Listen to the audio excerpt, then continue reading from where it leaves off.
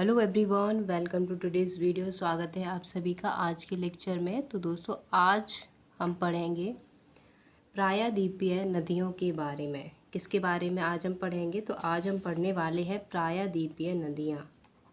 प्रायद्वीपीय नदियाँ मतलब पेनिनसुला रिवर्स के बारे में हम पढ़ने वाले हैं। ठीक है। अभी हमने जो नदियाँ पढ़ी थी, जैसे सिंधु रिवर पढ़ी थी हमने, गंगा रिवर पढ़ी थी, तो ये सारी नदियाँ कौन सी थीं? ये वो नदियाँ थीं जो हिमालय से निकल कर के आती हैं और कहीं ना कहीं इनका जो सोर्स होता है वो क्या होता है? ग्लेशियर इनका सोर्स होता है पानी का। ठीक है। अब हम बात करेंगे पेनिनसुलर नदियों के बारे में, पेनिनसुलर रिवर्स के बारे में। ठीक है, जो प्रायद्वीपीय नदियाँ हैं। ठीक है। अब देखिए, जो प्रायद्वीपीय नदियाँ होती हैं, जो पेनिनसुलर रिवर्स होती हैं, इनको हम दो पार्ट में पढ़ते हैं। दो पार्ट कैसे? जैसे कि आप सबको पता है कि हमारा जो भारत है वो किस तरीके से है। भारत को जब हम मैप में देखते हैं तो मैप जो है वो हमें कुछ इस तरीके से नज़र आता है। ठीक है। तो ये क्या हो गई? ये इसकी ईस्ट साइड हो गई और ये क्या होगा? वेस्ट साइड हो गई। तो जो इधर ईस्ट की साइड में जो नदियाँ फ्लो करती हैं, इनको कहा जाता है ईस्टर्न फ्लो रिवर। ठीक है। पूर्वी मतलब पूरब की तरफ बहने वाली नदियाँ, जो ईस्ट की तरफ पूरब की तरफ जो बहती है उसको कहते हैं पूरब की तरफ बहने वाली नदियाँ। और जो वेस्ट की तरफ बहती हैं, जो पश्चिम की तरफ बहती हैं, उनको कहा जाता है पश्चिम की तरफ बहने वाली नदियाँ। ठीक है। तो इसको कहते हैं हम ईस्ट फ्लोइंग रिवर और इनको कहा जाता है वेस्ट फ्लोइंग रिवर। इतनी बात समझ में आई आपको? इधर क्या है? तो इधर हम देखते हैं, यहाँ पे हमें बे ऑफ बंगाल, बंगाल की खाड़ी देखने को मिलती है। यहाँ पे क्या है? यहाँ पे अरब सागर है और नीचे जो है वो इंडियन ओशियन है। ठीक है, इंडियन ओशियन है। अब हम बात करते हैं कि जो भी नदियाँ ईस्ट की तरफ फ्लो करती हैं, जो भी नदियाँ पूरब की तरफ फ्लो करती हैं, वो नदियाँ क्या बनाती हैं? वो डेल्टा बनाती हैं। और जो वेस्ट की तरफ फ्लो करती हैं, जो नदियाँ अरब सागर में गिरती हैं, वो क्या बनाती हैं? तो वो एस्चुरी का निर्माण करती हैं। ये बात है आपको ध्यान में रखनी है। तो कौन कौन सी नदियाँ होती हैं? दो तरीके की नदियाँ होती हैं। जैसे कि एक होती है east flowing river, east flowing river, जिनको हम क्या कहेंगे? पूर्व की तरफ बहने वाली नदियाँ, पूर्व की तरफ बहने वाली नदियाँ, पूर्व की तरफ बहने वाली नदियाँ। ठीक है। उसके बाद अगर हम बात करते हैं दूसरी नदियों की, तो इनको क्या कहा जाता है? इसको कहा जाता है west flowing river, west flowing river कहा जाता है। इनको कहते हैं हम पश्चिम की तरफ बहने वाली नदियाँ, पश्चिम की तरफ बहने वाली नदियाँ, बहने वाली नदियाँ। ठीक है। तो एक पूर्व की तरफ और एक पश्चिम की तरफ। जो पूर्व की तरफ नदियाँ बहती हैं वो क्या बनाती हैं? ये बे ऑफ बंगाल में जाकर गिरती हैं। पहली बात तो कहाँ पे अपना पानी गिराती है? बे ऑफ बंगाल में जाकर अपना पानी गिराती हैं, बंगाल की खाड़ी में। और बंगाल की खाड़ी में जाकर ये क्या बनाती हैं? तो ये डेल्टा का निर्माण करती हैं। ये क्या करती हैं? ये डेल्टा का निर्माण करती हैं। और ये जो नदियाँ होती हैं ये कहाँ जाती हैं? तो ये जाती हैं अरब सागर में। कहाँ पे जाती हैं? ये जाती हैं अरब सागर में, अपना पानी गिराती हैं। और जब ये अरब सागर में जाकर के डिस्चार्ज होती हैं तो क्या बनाती हैं? तो ये बनाती हैं एस्चुरी। क्या बनाती हैं? ये एस्चुरी का निर्माण करती हैं। ठीक है। तो ये बात है, जो है बेसिक बातें आपको ध्यान में रखनी है। ठीक है। तो एक एक करके नदियों के बारे में हम डिस्कस करेंगे। पहले ईस्ट फ्लोइंग रिवर, पूरब की तरफ बहने वाली नदियों के बारे में पढ़ेंगे, फिर पश्चिम वाली नदियों के बारे में हम डिस्कस करेंगे। ठीक है। तो अब देखिए, सबसे पहले हम आपको मैप में कुछ बेसिक चीज़ें बता देते हैं। तो यहाँ पे हमें क्या करना है? रफ मैप जो है ड्रॉ कर लेना है। ठीक है। आपको जिस तरीके से आता है वैसा आप ड्रॉ कर लीजिएगा।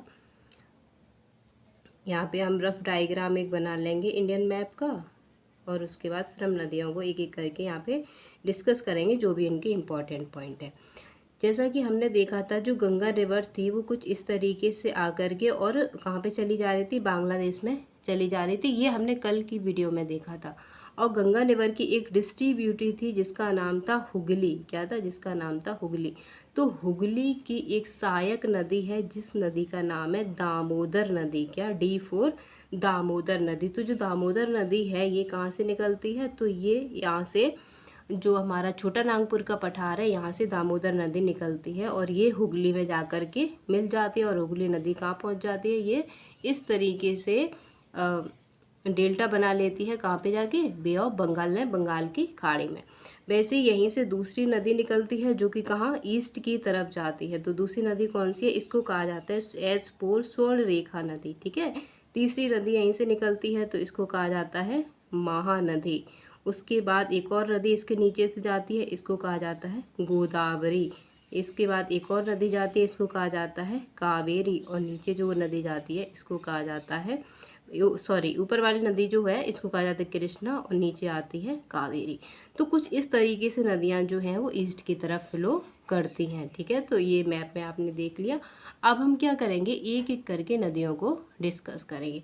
तो सबसे पहली जो नदी आती है यहाँ पे हम बात करेंगे दामोदर नदी के बारे में।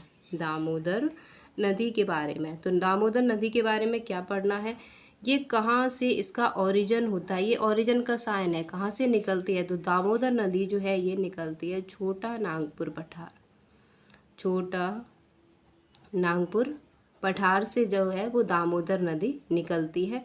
अब जब दामोदर नदी यहाँ से निकली है तो ये हुगली में जाकर मिल जाती है। इसका मतलब क्या हुआ कि जो दामोदर नदी है ये हुगली की सहायक नदी है। कौन है, ये हुगली की सहायक नदी है। दामोदर नदी जो है वो हुगली की सहायक नदी है।